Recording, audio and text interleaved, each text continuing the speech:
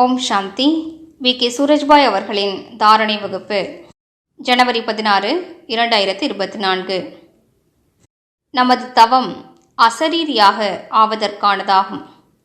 பகவான் கூறுகின்றார், எந்த ஒரு ஆத்மா நொடியில் அசரீரி நிலையை அடைந்து விடுவாரோ அவர்தான் மதிப்புடன் தேர்ச்சியடையக்கூடியவர். நமது லட்சியம் மதிப்புடன் தேர்ச்சியடைவதாகும். எனவே நொடியில் நாம் உடல் உணர்விலிருந்து விலகி அசரீரியாக ஆகிவிட வேண்டும். நமது எண்ணங்களின் வேகம் குறைவாக இருந்தால்தான் இது சாத்தியமாகும். நாம் சத்யுகத்தின் தேவதைகளாக வாழ்ந்தபோது ஒரு நிமிடத்திற்கு 8 எண்ணங்கள் என்பதே எண்ணங்களின் வேகமாக இருந்தது. இன்றோ ஒரு நிமிடத்திற்கு 20-25 எண்ணங்கள் என்று மனதின் வேகம் இருக்கின்றது. யாருக்கு அதிகமாக சிந்திக்கக்கூடிய பழக்கம் இருக்குமோ அவர்களுக்கு இன்னுமே வேகம் அதிகமாக இருக்கிறது. அதன் காரணமாக மனதின் சக்திகள் அழிகின்றன. நாம் நமது மனதின் சக்திகளை ஒருமுகப்படுத்த வேண்டும். இயல்பாகவே நமது நடைமுறை வாழ்க்கையில் 8-10 எண்ணங்களே ஒரு நிமிடத்திற்கு என்று ஆக்கிவிட வேண்டும். அப்போதுதான் எப்போது வேண்டுமோ நம் மனதினை நம்மால் நிறுத்த முடியும். மேலும் நாம் அவ்வப்போது உயர்ந்த சுயமரியாதை பயிற்சி செய்து கொண்டே இருப்போமானால், இடையிடையே யோக நிலையில் நிலைத்திருப்பதற்கான பயிற்சி செய்து கொண்டே இருப்போமானால், நம்மிடம் சக்தி வாய்ந்த ஞானத்தின் எண்ணங்கள் இருக்குமானால் நமது எண்ணங்களின் வேகம் இன்னுமே குறைந்துவிடும்.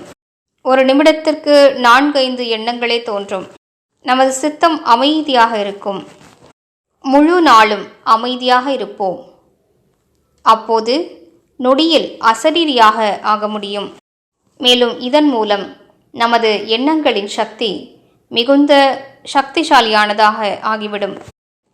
யார் இப்படிப்பட்ட பயிற்சியில் ஈடுபட்டிருக்கிறார்களோ அவர்களுக்கு எண்ணங்களின் சித்தி கிடைக்கப்பெறுகிறது. எனவே லட்சியத்தை உருவாக்குவோம். முழு நாளும் நான் தேவையற்ற எண்ணங்களிலிருந்து விடுபட்டு இருக்க வேண்டும். உயர்ந்த எண்ணங்களில் நிலைத்திருக்க வேண்டும். அதன் மூலம் நமது மனம் மிகவும் அமைதியாகிவிடும். மேலும் நமக்குள் அமைதியின் சக்தி அதிகரித்து கொண்டே செல்லும். பாபாவின் முரளிகளிலிருந்து சக்தி வாய்ந்த எண்ணங்களை சேகரித்து வைத்துக் கொள்வோம்.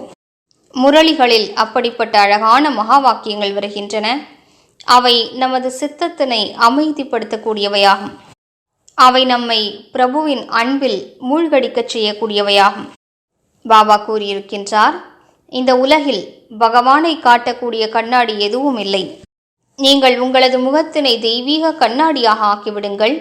அதில் முழு உலகும் தந்தையை பார்க்க முடிய வேண்டும். மற்றொரு மகா வாக்கியம், நீங்கள் பாபாவின் நினைவில் மூழ்கியிருங்கள். அப்போது உங்களுக்காக யோசிக்கும் வேலையை கூட தந்தை செய்வார். இவை மிக அழகான மகா வாக்கியங்களாகும். நமது சித்தத்தை அமைதிப்படுத்தக்கூடியவை. நமக்கு நல்ல தூண்டுதல் கொடுத்து லட்சியத்தை நோக்கி முன்னேறச் செய்யக்கூடியவையாகும். எனவே இன்று நாம் நமது எண்ணங்களை இடையிடையே சோதனை செய்வோம். நான் என்ன யோசித்துக் கொண்டிருக்கிறேன்?